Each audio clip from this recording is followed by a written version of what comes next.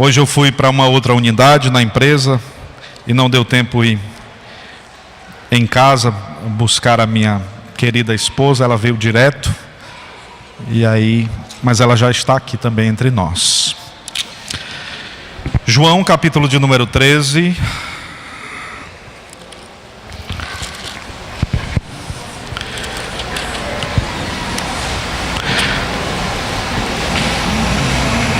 A partir do versículo de número 3. João 13, 3.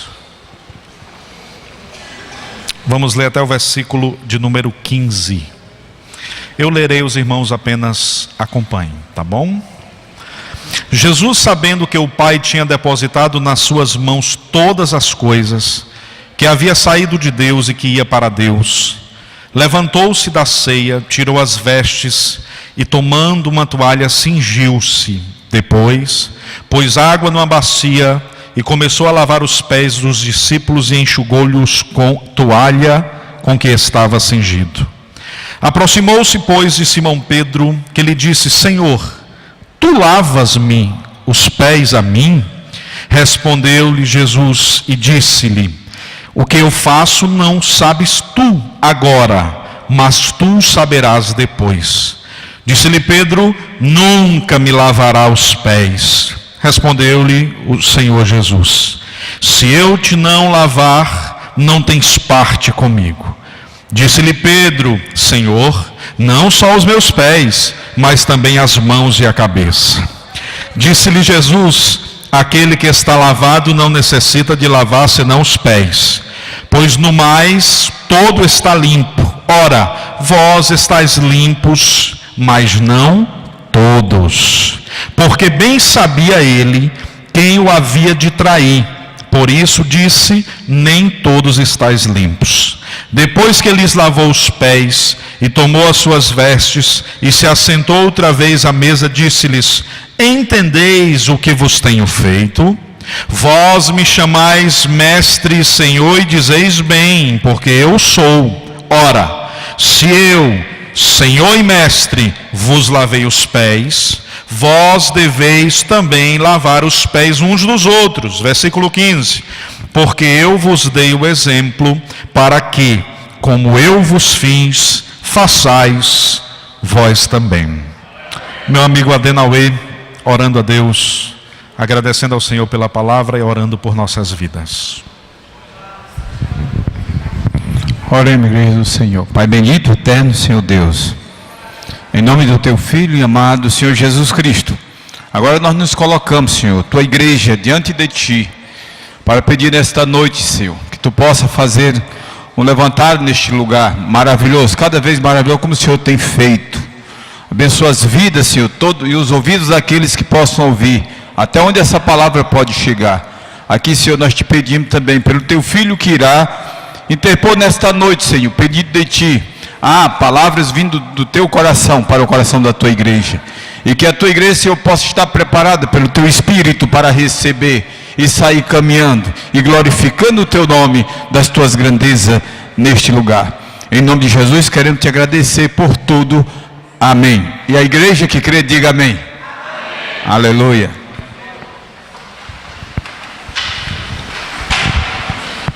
Última semana, Jesus já inicia os passos em direção ao Calvário.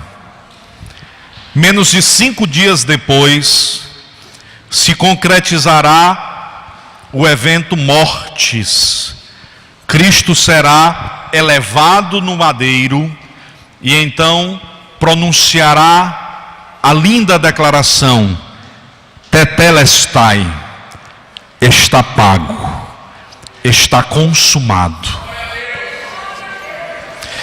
Neste caminhar ele sai de Betânia para a cidade de Jerusalém. Chegando na cidade de Jerusalém, ele vai para o cenáculo, certamente a parte superior da casa da mãe de João Marcos, lugar onde Jesus sempre se reunia com os seus. E lá estava Jesus. Nesse íntere, o diabo já havia enchido o coração de Judas para que este traísse o mestre. Era o último momento de ceia com os discípulos. Era o último momento e as últimas orientações para os seus. Os mais aproximados, os 12 ali estavam. E quando eles entram no cenáculo, a Escritura deixa claro que naquele cenáculo havia bacia, água e toalha. E por que havia bacia, água e toalha naquele ambiente? Porque sempre que nós recepcionávamos alguém, no primeiro século, se nós fôssemos o dono da casa, e algum viajante estivesse prestes a entrar na nossa casa, nós teríamos que minimamente ofertar a essa pessoa o lava-pés. A pessoa que vinha do deserto, ela trazia consigo muita sujeira nos pés.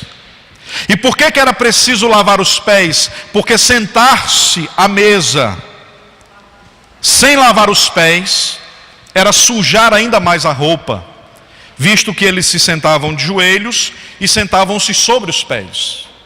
Então a prática de lavar os pés antes de se aproximar do alimento, antes de assumir o lugar na mesa, era uma prática comum. Se uma pessoa era hospitaleira, ela sempre fazia isso com os visitantes. Se uma pessoa tinha poder aquisitivo mais elevado, ela tinha os servos para lavar os pés. Jesus não tinha contratado nenhum servo para lavar os pés dos seus, e os seus próprios pés. Quando eles entram no recinto, tem uma bacia e uma toalha, falta apenas colocar água. Mas tem água potável na casa. A bacia e a toalha começam a denunciar para aqueles apóstolos que eles precisam fazer alguma coisa. E eu fico imaginando os apóstolos entrando, olhando para a bacia e para a toalha, e a bacia e a toalha conversando com eles. A bacia e a toalha dizendo: estou esperando alguém corajoso. E eles se sentam à mesa, cada um esperando pelo outro. Havia à disposição os utensílios necessários para a obra. Mas o problema é que os discípulos estavam muito mais preocupados com a posição que eles iriam alcançar. Eles queriam se sentar à direita ou à esquerda do mestre e assumir a posição de mestre, vestir-se de uma toalha, aliás, de servo, vestir-se de uma toalha e lavar os pés dos outros, seria dizer para o Cristo: eu não quero ser o primeiro lugar, porque eu estou assumindo a posição de servo. E se eu estou assumindo a posição de servo, significa dizer que eu não tenho a prospecção e o desejo de ser a segunda pessoa no processo do teu reino. Então eu vou deixar isso para outro. Judas deve ter olhado, deve ter dito: se alguém pagar alguma coisa, eu lavo. Isso aí é por minha conta, né? O Mateus deve ter dito: tem alguns aqui que tem menos poder aquisitivo. Eu era cobrador de imposto, estava mais elevado, então vou esperar que outro faça. E aí espera João. E aí vai esperando. E cada um dos 12 espera o outro. E na prática, ninguém tem atitude. E se existe algo que Deus ama, é atitude. Eles esperaram tanto que Deus fez. E às vezes a gente faz isso, sabe, irmãos? A gente tem toalha e tem bacia, a gente fica esperando que Deus faça. E aí Deus dá um tempo para saber se nós vamos ter a atitude de pegar a toalha e a bacia e fazer a obra dele. Mas às vezes estamos preocupados demais com o nosso nome, com o nosso status quo, com a posição. Isso não é o tipo de trabalho que eu tenho que fazer, porque afinal de contas eu sou médico, eu sou advogado, eu sou engenheiro, eu sou psiquiatra, psicólogo, eu sou pastor, eu sou presbítero, eu sou diácono, eu sou obreiro, eu sou músico, eu sou aquele que tem a instrumentalização com as cordas vocais, eu sou o que toca. Eu fui chamado para isso, não fui chamado para a toalha e para a bacia. Isso é coisa que outra pessoa que não tem os meus dons pode fazer. Aí Jesus diz: não, você está enganado. Só é possível liderar no meu reino se você souber manusear toalha e bacia. Só é possível liderar no meu reino se você compreender o amor do Cristo. Primeiro versículo desse capítulo começa dizendo que Jesus escolheu amar os seus discípulos e escolheu amá-los até o fim. Jesus escolhe no versículo 1 do capítulo 13 amar os discípulos até o fim. Quem são esses discípulos? São os discípulos que ele está esperando que façam alguma coisa e eles não fazem. Então a primeira verdade que eu preciso aprender e guardar no meu coração nessa noite é que o amor de Deus não depende daquilo que eu deixei de fazer. Os discípulos deveriam pegar a bacia e a toalha e lavar os pés dos demais. Eles não fazem. Mas o texto começa dizendo que Jesus escolheu amar eles até o fim. Então quando Jesus escolheu amar você, Ele escolheu amar mesmo sabendo que você não ia pegar a bacia e a toalha. Porque o amor de Deus não tem relação com aquilo que você faz.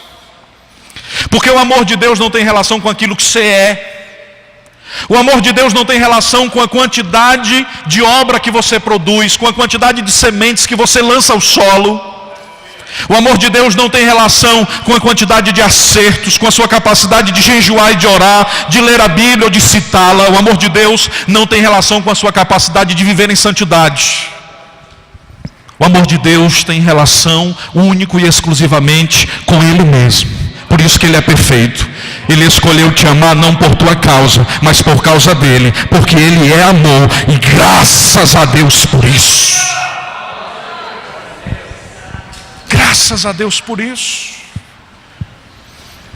Quantos de nós, irmãos, quantos de nós, comigo muitas vezes, só posso falar de mim, mas quantos de nós já tiveram à disposição toalha e bacia, e ao invés de servir a outros, esperaram? Quantos de nós? Só que estamos aqui hoje, ouvindo a voz do Mestre, porque mesmo não fazendo aquilo que deveríamos ter feito, Ele escolheu nos amar até o fim. Se você está angustiado porque falhou com Deus, eu quero dizer para você que quando você foi chamado, Ele já sabia que você ia fazer isso. Ele escolheu te amar até o fim. Nessa noite, você precisa compreender o amor de Deus. O amor de Deus é intenso. O apóstolo Paulo disse: por causa disso, eu e toda a família nos pomos de joelho, para que segundo as riquezas de sua glória, vos conceda que sejais corroborados com poder pelo amor de Cristo, para que possais compreender com todos os santos qual seja a largura, o comprimento, a altura e a profundidade. É largo, é profundo, é elevado. O amor de Deus só cabe nele. Então o amor de Deus não depende daquilo que eu faço. Segundo, Jesus, quando se agacha para lavar os pés, Ele não lava os pés de João, seu discípulo amado, e salta o de Judas. Ele lava também os pés de Judas. Porque na vida nós não escolhemos quais pés nós iremos lavar. Porque na liderança do reino, nós não escolheremos quem serão os membros da equipe. Porque na liderança do reino tem Judas que você tem que acolher. Tem o João que você tem que acolher. Tem o Pedro que já vai negar ele, e ele tem que lavar os pés de Pedro. E aí a segunda coisa que eu aprendo nessa noite é que o amor de Deus não depende daquilo que você vai fazer. Deus sabe que você vai fazer algumas coisas que não agradarão o coração dele, ainda. Deus sabe que você não cumprirá algumas promessas, mas Ele te ama. E nessa noite Ele deseja revelar a você a profundidade deste amor. Pastor, e quanto tempo vai durar esse amor? Esse amor vai durar até o fim. Pastor, e o que é esse fim? Esse fim é o fim de Deus. Pastor, e quando é o fim de Deus? Deus é infinito. Deus não tem princípio e Deus não tem fim. Deus é ad eterno e Ele é metatemporal. Ele não está limitado ao tempo e ao espaço. Então, enquanto Ele existir, o amor dEle vai ser grandioso em tua direção. Enquanto Ele existir, a graça dEle vai estar à disposição da sua vida. Enquanto Ele existir, a misericórdia dEle pode ser acessada. O que significa dizer que hoje à noite você pode celebrar o amor de Deus neste lugar. Hoje à noite você pode se colocar à disposição do Rei e dizer: Senhor, me ajuda a perceber as bacias e as toalhas. Deus levantou um ministério aqui chamado Mude, os irmãos conhecem, né? O Mude, irmãos, é um ministério que entrega bacia e toalha. Para isso que o Mude existe. Nós vamos ter ação social agora no sábado, e tem fisioterapeuta da igreja que já se inscreveu. Tem gente da área da saúde que já se inscreveu. Tem gente que não trabalha na área da saúde e não trabalha, não tem um dom específico que possa servir diretamente, mas já se colocou à disposição na organização. Tem gente que vai estar trabalhando com Bazar, com o Ministério Transformers. Tem gente que vai estar trabalhando com milhares e milhares de opções possíveis. O que não pode é a bacia passar e a toalha passar para a mão de outro. Tem que agarrar, é uma oportunidade extraordinária. E aí, quando eu entendo que o maior no reino de Deus é o que manuseia a toalha, eu seguro a toalha e eu digo: eu não passo essa bênção para ninguém. Tem gente que vem para o culto e escuta um evangelho que é um pseudo-evangelho, um falso evangelho. E o evangelho é o seguinte: venha para você receber bênção. E aí contabiliza a bênção como carro, casa, terrenos, casas de veraneio. Isso não é a bênção que Deus promete. A bênção que Deus promete é toalha e bacia. Você vem, pega a toalha e a bacia, você começa a servir as pessoas. Aí a tua vida começa a ter sentido. Aí você começa a sair da situação de angústia. Você começa a se sentir pertencente a algo maior do que você. Você começa a perceber que a sua vida existe para que um bem seja instaurado no mundo. Você se sente mão de Deus, boca de Deus, porta-voz de Deus. Assim Deus vai instrumentalizando a sua vida e o mundo vai se tornando melhor, porque você existe. Porque você escolheu a toalha e a bacia. E não importa se o carro não é o novo, ou não é do ano, ou se você está de ônibus. O que importa é que você não perde a oportunidade. Se tem toalha e tem bacia, eu vou estar à predisposição para ser instrumento de Deus na vida das pessoas. Às vezes nós temos uma compreensão totalmente incoerente quando pensamos que abençoado é aquele que é servido. Não é, irmãos. Abençoado é aquele que serve. Mais bem-aventurada coisa é dar do que receber. Isso é um princípio inalterável. E aí, se você continua lendo o texto da Escritura, o texto diz assim: sabendo Jesus de onde viera, e sabendo Jesus para onde ia, cingiu-se com a toalha. Senso de orientação. Todo líder na igreja de Cristo precisa ter orientação. Pastor, essa mensagem é só para líderes? É só para líderes. Então não é para mim. Se você não for líder de você mesmo, você entendeu tudo menos o evangelho. Aqui só tem líderes. Porque o maior líder aqui não é aquele que tem responsabilidade sobre o maior número de pessoas. É o que consegue liderar o seu próprio coração. É o que consegue dizer para o seu coração: eu escolho honrar a Deus. Você sabe o que foi que a psicologia fez na Segunda Guerra Mundial? A psicologia percebeu que o mundo estava enfermo, doente, por causa das muitas loucuras perpetradas pela Segunda Guerra Mundial. Milhares e milhares de pessoas mortas. E o homem começou a adoecer. A enfermidade começou a ser introduzida em quase todos os lares da Europa. Mulheres viúvas, filhos órfãos, pais perdidos na guerra, pais enterrando filhos, a desgraça, a angústia e a dor dominando cada casa. Não havia casa que não tivesse sido de alguma forma tocado pela maldade da guerra.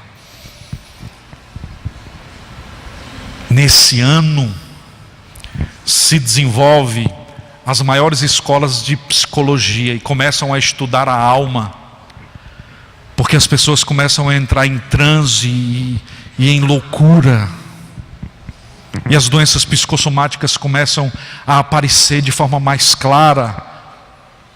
E qual era o tratamento? Hoje não é diferente. Hoje você ainda vai ver esse tratamento: choque. Só que anteriormente eles colocavam uma proteção prudente e mandava ver. Hoje, se você for, você leva um choque do mesmo jeito, só que você estará medicado, dopado de alguma forma. O processo é o mesmo. Pastor, por que o senhor está falando isso? É porque o choque, o que é que o choque faz? O cérebro tem as sinapses que enviam informações. O cérebro é afetado por um surto. E como é que uma pessoa que está em estado de loucura responde? Com violência. Se me fizeram raiva ou se mexeram no meu calo e eu estou em estado de loucura, a mensagem que a sinapse vai emitir é a mensagem de violência. Eu vou responder com violência. O que é que o choque faz? O choque corta essa mensagem. E aí a mensagem não se processa. E aí aquele que estava prestes a surtar e com violência ferir outra pessoa não faz mais. Porque a mensagem do cérebro foi interrompida pelo choque. Qual é o projeto de Deus para a igreja? É que nós possamos receber a mensagem do cérebro e possamos responder a esta mensagem como Cristo respondeu. Tem crente precisando de um choquezinho, porque ele não pode ter 2 minutos de raiva que ele já quer matar. Aqui não tem não, irmão, só nas outras igrejas. Precisa ir para uma macazinha para levar um choquezinho para poder. Pastor, e o que é evangelho? O evangelho é o meu cérebro recebendo a mensagem de ira e dizendo: eu não preciso de choque. A graça de Deus me ensinou a responder de outra forma. Aí a gente chama isso de domínio próprio. Isso é uma forma científica de explicar o domínio próprio. O que é o domínio próprio?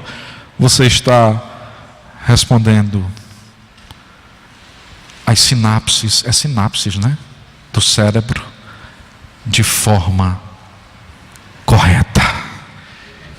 E o que é responder de forma correta? É responder de acordo com a resposta que Cristo daria. Qual é o projeto da igreja e qual é o projeto de Deus para nós? É que olhando para uma toalha e para uma bacia, nós recebamos a mensagem. E nós sejamos capazes de dizer: se está diante de mim a oportunidade de fazer, eu vou fazer. Se Deus me deu energia e saúde para fazer, eu vou fazer. Não, mas é porque quando eu estiver fazendo, vão dizer que não está bem feito. Não importa, não importa, não importa. Faça para a glória de Deus. Faça com desejo de acertar e oferte o seu melhor. Isso fará diferença. Eu lembro-me de uma cadeira que eu ministrei no seminário, e eu recebi o trabalho de todos os alunos. E aí chegou um pastor no final com um trabalho manuscrito, umas 5 páginas. E aí quando ele chegou, ele disse assim: eu sou um homem simples, não tive a oportunidade de estudar. Eu amo estudar, mas não tive a oportunidade, porque sempre fui um homem de muita carência, e tive que trabalhar muito cedo para sustentar minha casa, minha família.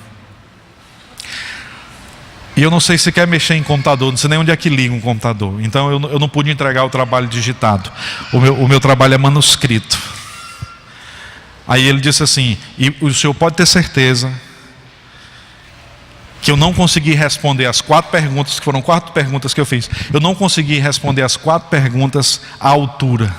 Eu não tenho dúvida disso, porque eu fiquei queimando neurônio para responder. Agora nessas 4 páginas estão o meu melhor. Eu disse para ele: olha, antes de eu ler, você já tem 10. Pastor, o senhor é muito emocional. Ele, com jeito, ganhou o senhor. Não, irmãos. Quem tem o Espírito de Deus conhece uma palavra quando ela é verdadeira. Deus não precisa que você faça o melhor trabalho. Deus não precisa. Não, isso aí você tem que fazer lá na faculdade, que tem uma bancada para sabatinar você. Deus precisa que você queira fazer. Deus precisa que você olhe para a bacia e para a toalha e diga: eu fui chamado para isso aqui. Glória a Jesus, bênção de Deus. Não há nada indigno em pegar uma bacia e uma toalha e produzir para a glória de Deus, e responder para a glória de Deus, e ser bênção na vida das pessoas. Compreender isso, irmãos, é compreender o Evangelho. O Evangelho é simplesmente isso. O Evangelho é simplesmente essa perfeita verdade. Nós temos que ter orientação. João diz que Jesus sabia de onde tinha vindo. Irmãos, quem sabe de onde veio não se importa em fazer o trabalho que chega à sua mão para fazer. Jesus sabia que Ele era Rei eterno, absoluto, soberano, glorioso e majestoso. Jesus sabia que uma toalha e uma bacia não diminuiria a sua grandeza, a sua glória e a sua majestade. Agora, às vezes, nós esquecemos de onde a gente veio. Jesus, quando lembrava de onde tinha vindo, Ele lembrava que Ele tinha vindo do lugar mais elevado. Nós não. Por isso que o Espírito de Deus hoje está dizendo: se oriente em nome de Jesus. Senso de orientação. Crente tem que ter senso de orientação. Pastor, e o que é esse senso de orientação? Lembre de onde foi que você veio. Lembre que se não fosse Jesus, você nem vida teria. Lembre-se que numa hora dessa você estaria consumindo algum tipo de álcool, algum tipo de droga. Lembre-se que você precisaria de muitos outros elementos para viver de forma feliz. Mas era uma felicidade míope. Era uma felicidade tão profunda quanto um pires. Agora você pode viver navegando nas águas do Espírito. Agora você pode sentir paz no seu coração. Agora você pode colocar diante de Deus as suas falhas e pedir que Deus restaure as suas forças para que você seja renovado nesta noite. Agora você pode recomeçar hoje para a glória do nome de Jesus. Você pode lembrar de onde veio e você pode dizer: eu estou aqui para fazer o que for necessário, porque se não for o Senhor que estivesse conosco, ora, diga Israel. Se não for o Senhor que estivesse conosco, nós já teríamos sido consumidos. Mas o Senhor está conosco. Os céus e a terra estão conosco, porque Ele domina todas as coisas. Isso deve encher a nossa alma de alegria. Quando você vê um crente muito soberbo, você vê aquele crente que senta e diz assim: cadê minha água?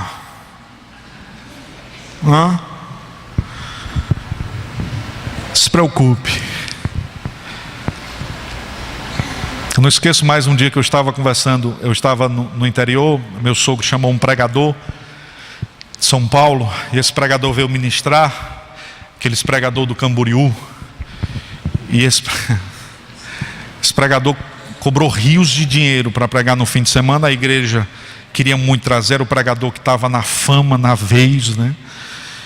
E aí esse pregador veio, gente, quando chegou no aeroporto foi o primeiro problema, porque tinha uma cantora, o motorista, e ele queria um carro específico para ele. Não envenenado um homem desse, pastor Ferreira. Irmão, isso é coisa do diabo. Pode ter certeza. Como é que eu prego sobre um Cristo que montou no jumentinho e manuseou uma toalha, e eu exijo um carro? Que evangelho é esse, irmãos? Isso é veneno. E aí quando foi chegando na cidade, eu e a Cíntia fomos encarregados de fazer o suco. A irmã da cozinha disse assim: esse pastor só bebe suco se for 100% de laranja. Não pode ter uma gota d'água. Vocês são responsáveis pelo suco do pastor. Aí o pastor sentava para almoçar e eu e a Cíntia era responsável pelo suco. Olha aí que missão extraordinária. E aí o primeiro suco tinha laranja o suficiente para encher o copo. O primeiro foi 100%, não foi, filha? Ele bebeu, chega a lamber o beiço. O segundo a gente espremeu 4, aí só deu a metade do copo. Aí eu disse: glória a Jesus. Não vamos mandar só a metade do copo. E para ele deixar de ser soberbo, vamos botar uma aguinha dentro. Aí colocamos uma aguinha da torneira assim, para ele lembrar de onde veio, e colocamos um gelo dentro. Quando ele colocou na boca, ele disse: esse está diferente.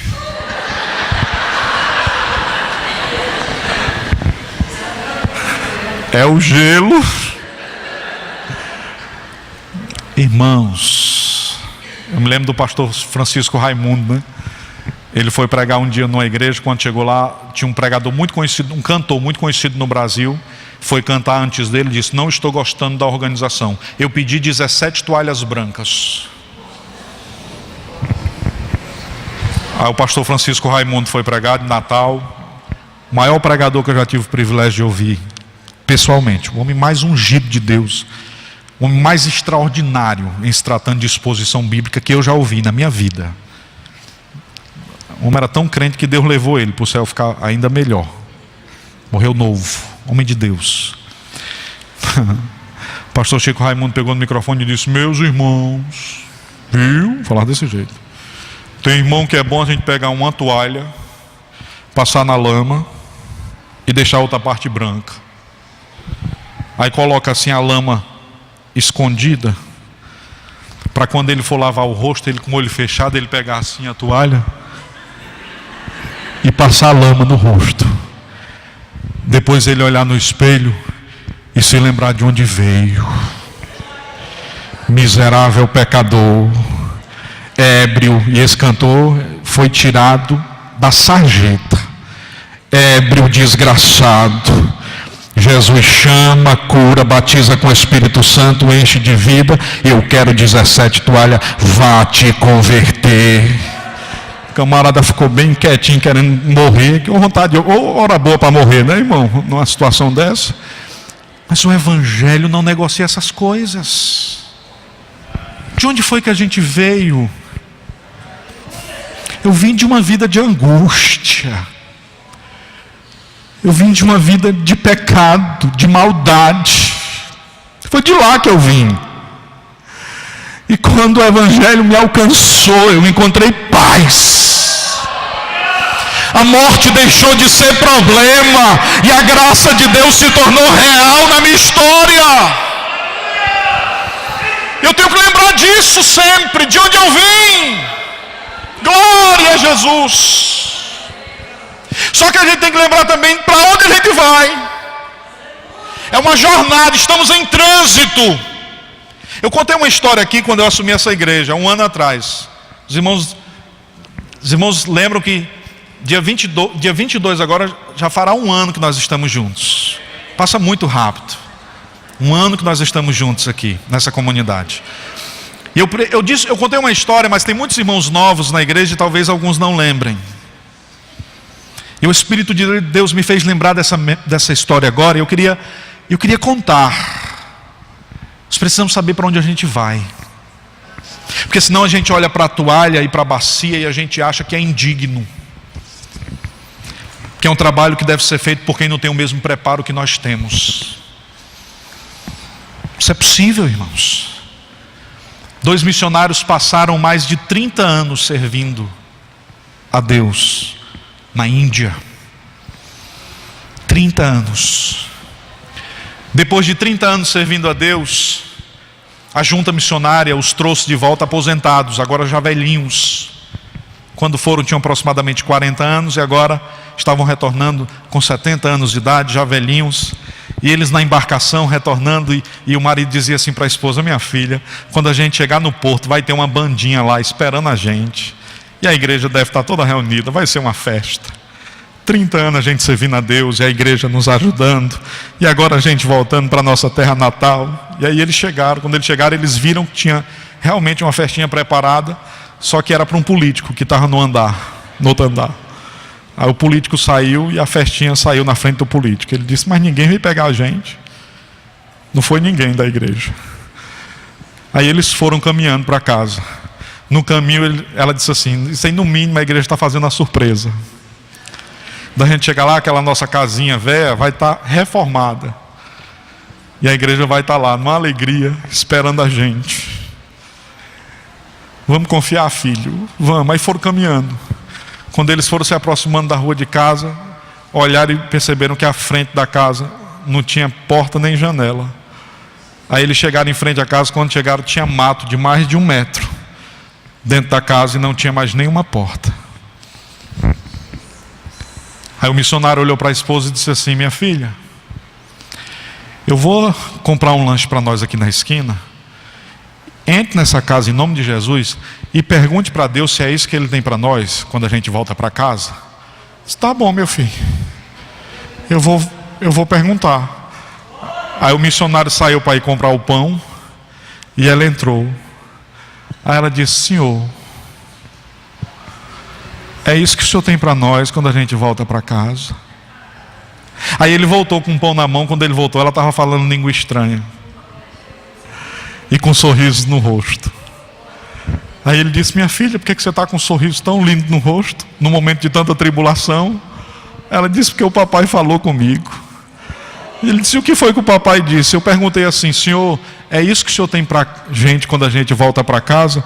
E o Espírito de Deus soprou na minha alma uma palavra claríssima: você ainda não chegou em casa. Você ainda não chegou em casa. Quando você chegar em casa, você verá o que tem reservado para você. Diz aí para o irmão, para a irmã que está do seu lado, diz assim: você ainda não chegou em casa. Diz aí: você é forasteiro, meu irmão, você está caminhando, você ainda não chegou em casa. Lá tem graça, lá tem paz, lá tem alegria, lá tem abundância. Aqui a igreja pode não ver o que você está fazendo, mas tem alguém anotando, tem alguém registrando. Pega a toalha e a bacia e produz para a glória de Deus. Vamos para casa, glória a Jesus. E quando a gente chegar lá, as coisas serão diferentes. A questão é que a gente não pega a toalha e a bacia porque a gente espera a retribuição humana. Não teremos. Você vai ter gente criticando, gente dizendo assim: não tá bom, não gostei da luz, não gostei do som, não gostei do estilo, não gostei da mudança das cadeiras, não gostei do jeito do culto, não gostei da mensagem, não gostei disso, não gostei. Vai trabalhando para a glória de Deus, vai ouvindo a voz de Deus, vai permitindo que o Espírito controle a tua vida livremente, vai ouvindo a voz de Deus, e em tempo oportuno você verá a graça de Deus sobre a sua vida. Ninguém consegue produzir com eficiência no reino de Deus se espera aprovação humana. Triste do líder que espera que 100% das pessoas aprovem seu estilo de liderança. Porque no dia que ele precisa que alguém aprove, significa dizer que ele não foi chamado por Deus. Se foi Deus que te chamou, meu irmão, se foi Deus que te chamou, minha irmã, os críticos terão que silenciar, porque Deus vai honrar o teu feito, e o trabalho vai prosperar, e a graça de Deus vai se estabelecer na sua vida. É assim que acontece, irmãos. Pastor, o senhor não sabe quem era que estava falando do senhor, nem quero saber. Estou nem interessado. Pastor, o senhor não se preocupa? Não, nem um pingo, nem um pouco. Porque, meu irmão, se foi Deus, Ele não está falando de mim. Agora, se não foi, Ele pode falar. O tempo é quem dirá, amém, irmãos? A gente tem que saber para onde a gente vai, irmãos. Porque tem gente, irmãos, que por causa de uma crítica, e aí a gente precisa educar os nossos ouvidos, aprender a ouvir não, aprender a ouvir críticas, assimilar as críticas. Nós temos dificuldade para isso. Nós precisamos exercitar essa capacidade de alguém dizer assim, olha, isso aqui que você fez não está bom. Não está bom. Tem que melhorar. Porque senão a gente não se desenvolve. A pessoa diz assim, eu faço isso há 20 anos. Não, você faz isso há 1 ano. Aí você repete há 19. Se você faz há 20 anos, então em cada ano você tem que fazer melhor e diferente. Porque você está em trânsito. Eu tenho que lembrar de onde veio, eu tenho que lembrar de onde vou. A igreja está em trânsito, a igreja está caminhando. O culto, irmãos, não pode ser o mesmo culto de 60 anos atrás. A forma como nós recepcionamos, atendemos e assimilamos as pessoas que adentram esse tempo não pode ser da mesma forma de 200 anos atrás. Nós não podemos acolher, na década em que nós estamos vivendo, um evangelho da década de 60. Por isso é o nosso desafio, contextualizar o evangelho, preservar aquilo que é inalterável. Pastor,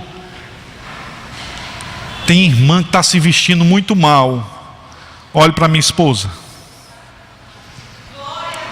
Pronto. Não preciso nem pedir para ela se vestir bem. Ela se veste de forma prudente. Eu só me preocupo com a roupa dela, irmão. Se o marido deixou a irmã vir mal vestida, a responsabilidade é dele. Nunca ensinei aqui que você tem que entrar nessa casa de forma incoerente. Já ensinei isso aqui, irmãos, alguma vez? Esse lugar é santo e a gente tem que se resguardar quando a gente vem para esse lugar. Agora não espere que eu vou ficar aqui na doutrina dizendo, irmã, sua roupa tem que ser a roupa X, a roupa Y, não. A sua roupa tem que ser uma roupa que honre o seu corpo. E quando você estiver se vestindo, saiba que você é uma serva de Deus, que você é um servo de Deus, e que você se veste para a glória dele. Que passar disso vem do maligno. Eu me lembro do pastor Antônio José, o irmão chegou e disse, as irmãs estão usando as roupas muito curtas. O pastor Antônio José, pois comprou uma trena. Eu disse, para quê, pastor? A partir de domingo você vai ficar medindo, lá na porta. Eu disse, pastor, não me peça um negócio desse não. Ele disse, então não me venha dizer um negócio desse. Irmão, a gente precisa aprender. Quem quer ser santo, irmãos, não precisa de mais orientação. E quem não quer ser santo, você pode morrer orientando. Pastor, é porque a gente tirava os adereços. Não adianta tirar os adereços e a vontade de continuar no coração. Pastor, o senhor está dizendo que é pecado utilizar algum adereço se for para você promover o seu corpo e a sensualidade? Sim. Mas se isso não altera em nada o seu coração diante da presença de Deus, e se você se mantém firme, então você está liberta e liberto. Esse é o princípio que nós temos que aprender. Porque estamos em jornada, estamos caminhando. A igreja precisa refletir e dialogar com o seu tempo. Passei o dia hoje ouvindo uma psicóloga, de 7 às 5 da tarde, em um treinamento. E a psicóloga disse que está atendendo as pessoas que estão com infantilismo. E ela diz que existe uma multidão de pessoas com infantilismo. Gente, aí ela colocou as fotos das pessoas com infantilismo. É uma neurose que tem afetado algumas pessoas, que elas passam o dia todo no trabalho, às vezes são altos executivos de empresa, e quando chegam à noite dormem num berço, com mamadeira e com bico, de fralda. Irmão, é de cortar coração. Uma prisão infernal, aprisionando a mente das pessoas. E tem a babá, e a babá não é uma prostituta que vem para manter relação sexual com ele, não. A babá vem para trocar a fralda, para cuidar dele como quem cuida de uma criança. No outro dia de manhã ele veste um paletó e vai para o trabalho.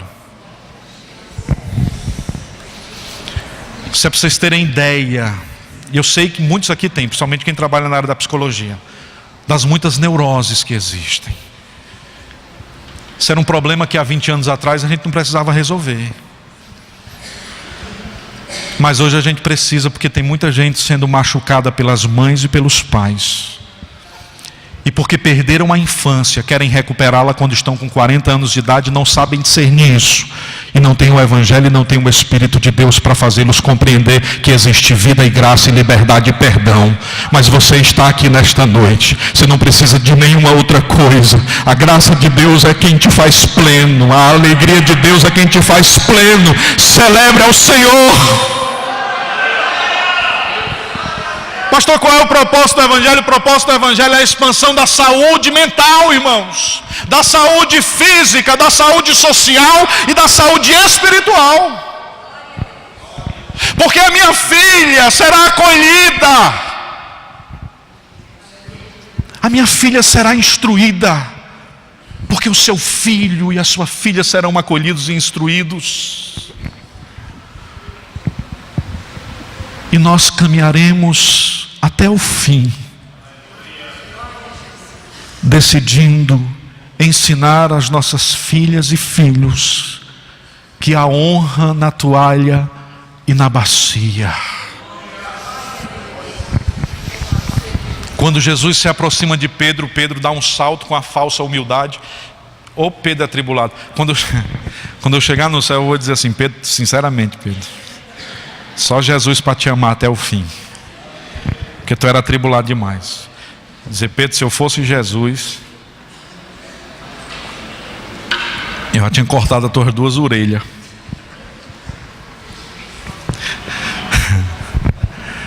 Não, Senhor, os meus, os outros não são humildes, né?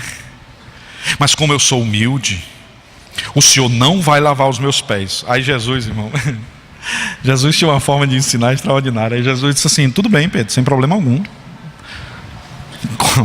Conselho recebido. Só que tu não tem parte comigo. Que é isso, Senhor? Lava logo a mãozinha e a cabecinha também. Pelo amor de Jerusalém, me dê logo um banho. Aí Jesus ensina algo a Pedro que todo crente precisa aprender. Banho você já tomou, Pedro, você já foi limpo. Não todos, porque tinha um Judas que tinha se sujado de novo. Ele foi banhado. Ele realmente tinha se convertido. Mas a lama o tomou. Ele estava empoeirado pelo deserto do pecado. E aí Jesus diz: não todos, mas vocês já foram limpos pela palavra. Jesus estava falando do ato justificador. Quando cremos em Jesus, nós somos justificados. A justificação acontece uma única vez. A santificação é um processo diário. Aí ele diz: justificado tu já foi, camarada, agora tu precisa lavar os pés, porque tu está no deserto, tu vai sujar os teus pés. Aí tu precisa entrar na minha presença para que eu lave os teus pés. E aí você vem com a poeira do deserto, você traz alguma coisa do deserto, mas aí quando você chega, aí eu coloco um pouco de água, aí a palavra lava os pés, mas justificado você já foi. Então você não precisa mais tomar outro banho, mas você precisa tirar a poeira do deserto. Amém, irmãos? Eu vim aqui para tirar a poeira do deserto. A gente vem para cá para tirar a poeira do deserto. A gente vem aqui para que o processo de santificação se consolide, para que a palavra de Deus possa retirar a poeira do deserto e a gente volte pronto para caminhar algumas outras milhas para a glória do nome de Jesus. Vai ter mais poeira quando a gente sair, mas tem água de reserva quando a gente voltar. Aí a gente vem, lava, a gente vai, a gente vem, lava, a gente vai, e a graça de Deus vai se estabelecendo na nossa vida. Pastor, o senhor está dizendo que a gente tem que viver na prática do pecado? Não, eu estou dizendo que a graça de Deus está nesse lugar. Está nesse lugar. E a cada dia eu vou me apropriando mais da água. Uma coisa que você precisa ter em mente é que é impossível caminhar no deserto sem sujar os pés. Impossível. Pastor, é só colocar uma bota. No tempo de Jesus não tinha bota não, era chinelo, viu? Era chinelo. É impossível caminhar no deserto sem sujar os pés. Então, está no deserto, irmão, está no deserto, irmão, então você vai sujar. Agora, qual é a diferença? A diferença é que tem gente que está sempre na presença de Cristo. Não é que a poeira do deserto não o afete, mas é porque quando a poeira do deserto começa a afetar, ele corre, irmãos. E se nós andarmos na luz como Ele na luz está, e tivermos comunhão uns com os outros, o sangue de Jesus Cristo vai nos purificando de 1, de 2, de 3. Aí João diz assim, não é de 1, de 2 e de 3, Danilson, é de todo o pecado. É de todo o pecado. Aí eu digo, graças a Deus, bendito seja o nome de Jesus. O propósito do Evangelho é nos fazer compreender estas verdades. Nós precisamos acolher as pessoas que trazem a poeira do deserto, porque também temos. E sempre que saímos tem poeira. O que a gente precisa é diminuir o espaço de lavagem. Os irmãos estão entendendo, irmãos? Nós precisamos é predispor o lavatório da santificação e da Escritura Sagrada e da imersão na presença de Deus em um menor espaço de tempo. Agora, transitar neste mundo sem pegar a poeira do deserto é impossível. É impossível. É isso que Jesus está ensinando. E aí a última lição do mestre é a seguinte: você quer ser um líder, Pedro? Sim, senhor, eu quero. Vocês querem aprender a liderar? E aí ele pergunta: vocês estão vendo o que eu tenho feito? Sim, senhor, estamos. Liderança é serviço. Achei interessante, a psicóloga ministrando uma palestra para 40 coordenadores do Brasil inteiro. Psicóloga do Dom Cabral, e a Fundação Dom Cabral é uma das fundações mais respeitadas que existem, e preparadíssima, 30 anos de experiência treinando diretores e gerentes, e treinando. Ela ministrou uma aula, e ela ministrando, e o meu coração assim, cheio, e a canetinha anotando. Um dia nós vamos chegar lá, irmãos. Os irmãos vão entender e vão trazer caneta e papel para a doutrina. Vocês têm, irmão, a gente precisa entender isso. Israel, quando o maná caía no deserto, que eles iam querer comer no outro dia, o maná estava bolorado, podre. Aí as mulheres de Israel descobriram que se fizesse bolo, podia comer no outro dia.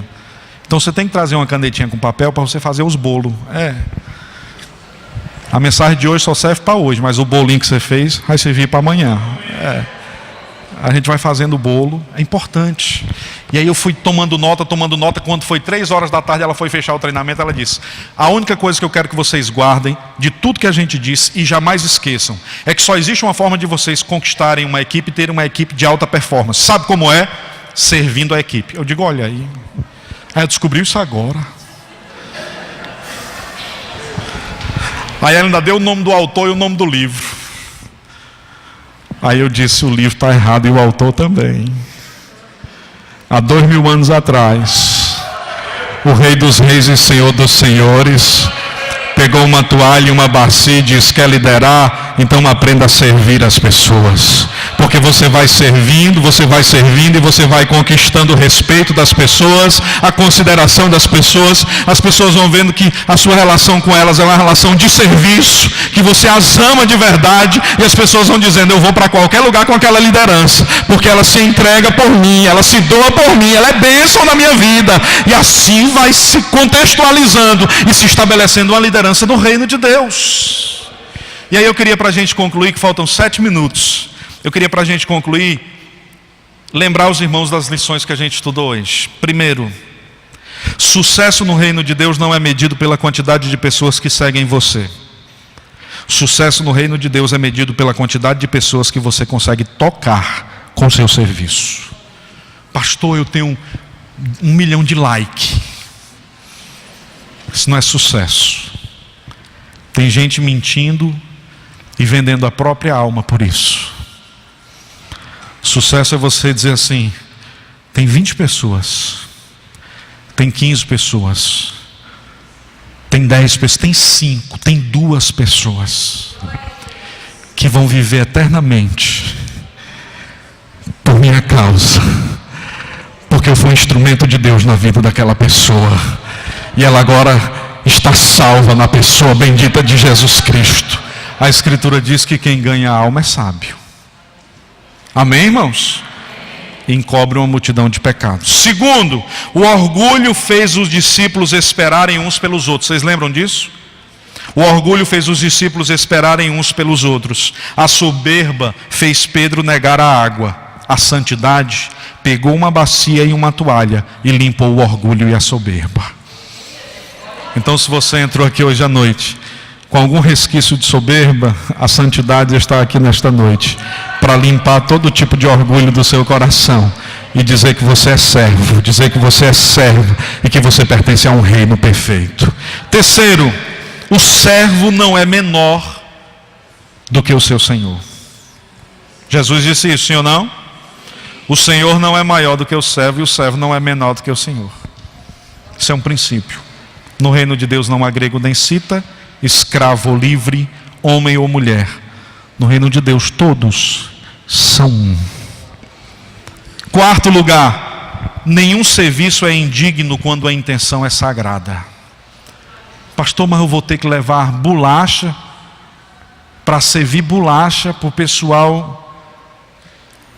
Pastor, mas servir bolacha na ação social. Pastor, sincero, pastor, lá na empresa eu sou gerente. Mas aqui você é o bolacheiro, para a glória de Jesus. Lá na empresa tem gente que vai receber o salário porque faz parte da sua equipe. Aqui tem gente que vai comer bolacha na ação social por causa da sua ação. E enquanto ele estiver mastigando a bolacha, você abençoa. Você diz: eu abençoo a sua vida em nome de Jesus. Pastor, quer dizer que a bolacha vai ser sagrada? Vai não, mas a sua voz vai. A sua palavra tem poder e autoridade. E você vai declarar vida sobre a vida das pessoas. Ninguém é tão puro que não carregue poeira na existência. Os irmãos já me ouviram tanto falar sobre isso, em toda a doutrina eu falo, né? Se tem uma coisa que nos deixa igual é a poeira. Tem gente que tem menos que se banha mais. Glória a Jesus. Aliás, se lava mais, banhar não. Mas todo mundo tem poeira. E aí, para finalizar, ninguém é tão indigno que não possa manusear uma toalha. Eu queria concluir o meu sermão nesta noite citando a frase de Philip Brooks: pensar que você não pode fazer nada é tão arrogante quanto pensar que você pode fazer tudo. Pensar que você não pode fazer nada é tão arrogante quanto pensar que você pode fazer tudo. Alguém aqui acha que pode fazer tudo? Não pode. Então você também não pode pensar que você não pode fazer nada. Você é instrumento de Deus. E Deus coloca diante de você hoje bacias e toalhas. O único projeto de Deus é que outras pessoas sejam abençoadas por sua vida. Fica de pé em nome de Jesus. Quem foi abençoado por esta palavra, diga amém. Eu fui muito edificado. Enquanto eu escrevi esse texto, o Senhor falou comigo. Glória a Deus. Meus irmãos, cadê a irmã Suiane?